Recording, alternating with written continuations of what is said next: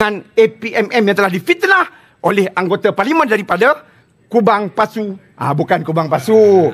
Kota Baru saja nak uji. Maksudnya apa yang berlaku dalam CCTV yang ditunjukkan itu adalah sebahagian daripada latihan. So latihan itu pun telah dimaklumkan.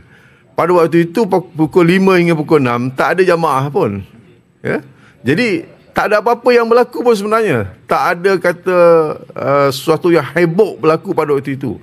Tetapi Kota Baru telah menggambarkan dalam parlimen seolah-olahnya ada sesuatu yang sangat luar biasa berlaku yang boleh mengancam sesuatu dan boleh mencurigakan keadaan. Tapi keadaan itu sebenarnya tidak berlaku pun. Dan sudah ada perundingan, perbincangan di antara pihak polis dengan masjid dan termasuklah ahli parlimen Marang, dan benda tu pun dah selesai dah dari segi apa yang dibangkitkan. Sebab itulah Pulai memohon kepada speaker untuk merujuk Kota Baru ni kepada jatuhkuasa khas dan kebebasan kenaan kenyataan tersebut.